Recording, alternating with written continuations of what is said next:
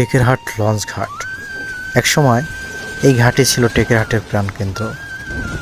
লঞ্চের সাইরেনে ঘুম ভাঙত এলাকার মানুষের, আর দিন শুরু হতো যাত্রীদের আনাগোনায়।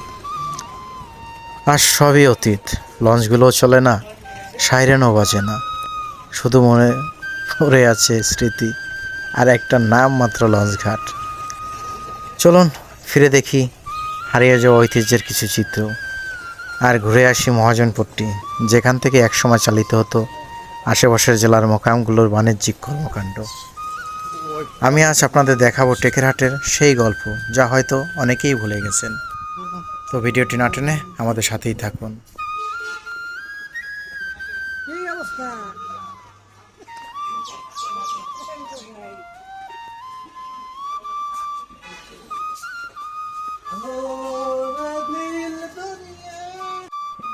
বন্ধুরা, আমি এখন দাঁড়িয়ে আছি টেকেরহাট লঞ্চ টার্মিনালের উপর।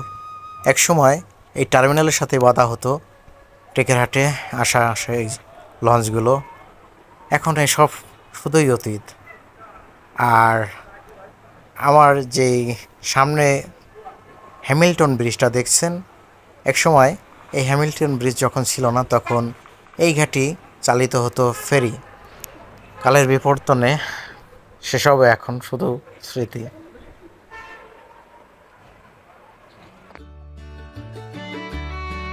বন্ধুরা, আমরা এখন যাচ্ছি টেকেরহাটের খুবই গুরুত্বপূর্ণ একটি জায়গা, যার নাম টেকেরহাট মহাজনপট্টি।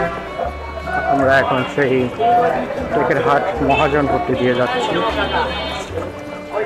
এটি টেকেরহাট কুমার নদের তীরে অবস্থিত।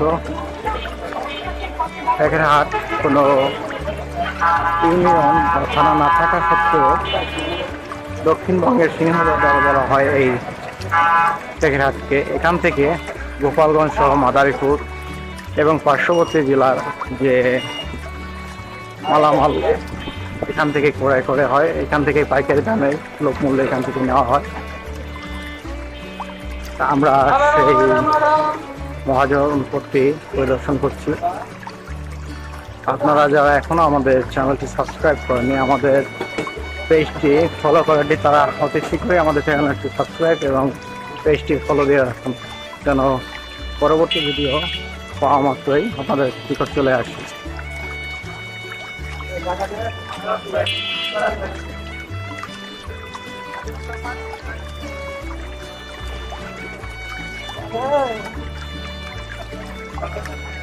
আজকে হাট না থাকায় এই মহাজনপট্টিটা এরকম নিরিবিলি।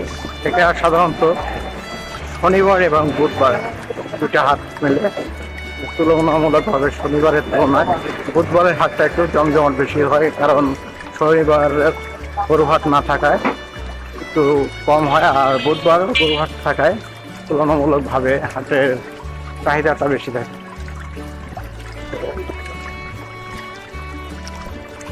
আমাদের ভিডিও আপনাদের কেমন লাগে অবশ্যই আমাদের কমেন্ট করে জানাবেন। আজকের ভিডিও এই পর্যন্ত। সবাই ভালো থাকবেন, সুস্থ থাকবেন। আসসালামু আলাইকুম।